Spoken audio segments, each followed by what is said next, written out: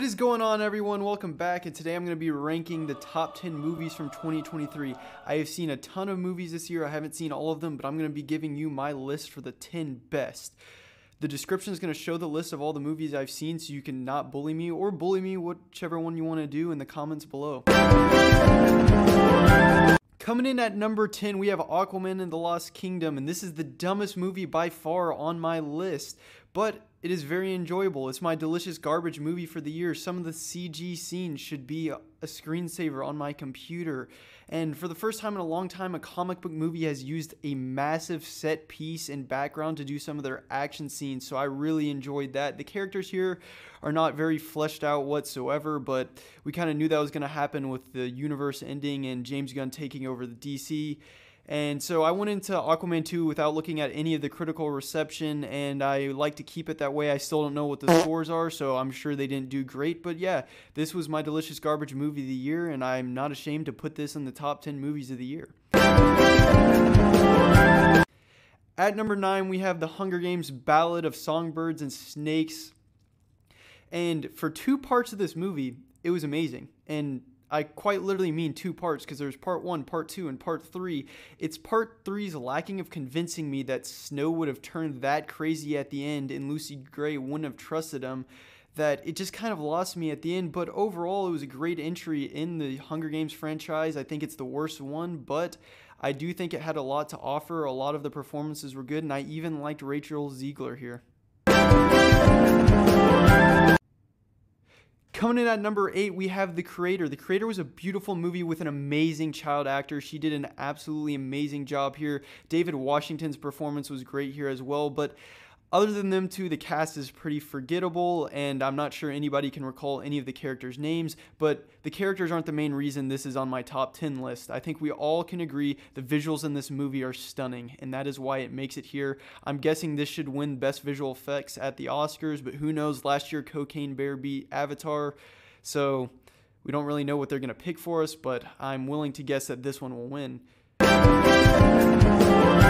Coming in at number 7, we have Scream 6, which was a refreshing change of scenery from most of the Scream franchise. We're in New York, we have the slasher, we have Ghostface, we have everything we want to see from a slasher movie here and a Scream movie. The meta commentary is on point and everything is good. It's not quite as good as the first one, but I still highly recommend this.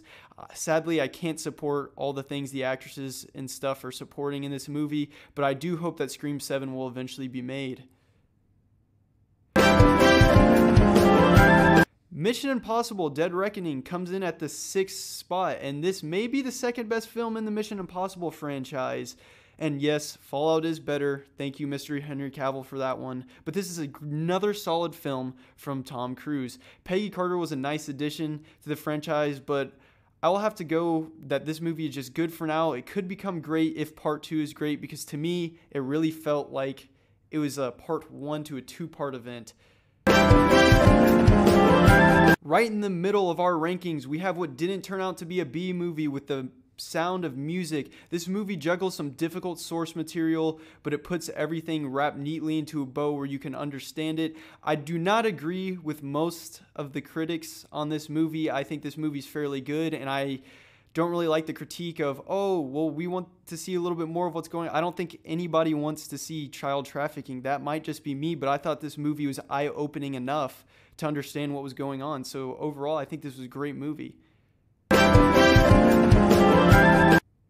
Coming in at number 4, we have Guardians of the Galaxy Volume 3. This was a bittersweet finale to the wildest group of characters you will ever see put to film. The High Evolutionary was the hateable movie villain theaters have been waiting for years now, and Bradley Cooper was fantastic as Rocket, and it really, really makes me want to see that Oscar for the best CGI character.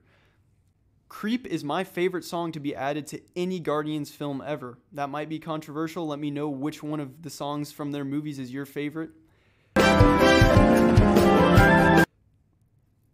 And at 3rd place, we have the amazingly delicious Dungeons & Dragons, and this was an excellent addition to the big screen this year. A fantastic heist film mixing medieval elements into the mix. My only complaint for this movie is that it's another big IP, but I can't complain too much when the big IP is making good stuff like this, unlike Transformers.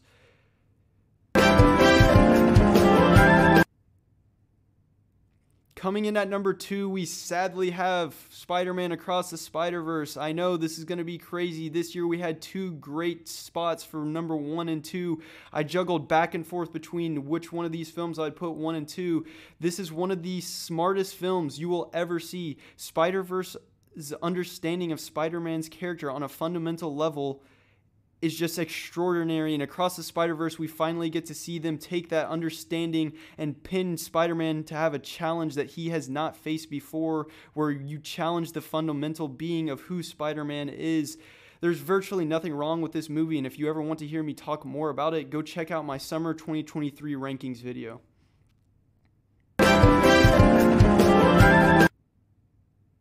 Coming in at number 1, we have Oppenheimer. This year it was a tough go between picking Oppie and Across the Spider-Verse, but I had to go with the small IP here. I see Oppie and Across as, well, equals. I really don't think either one's better or worse than the other, so you might be asking, why did I pick Oppenheimer over Across the Spider-Verse? Well, Spider-Man is my favorite character in anything of all time, so I have a little bit of a bias towards him, but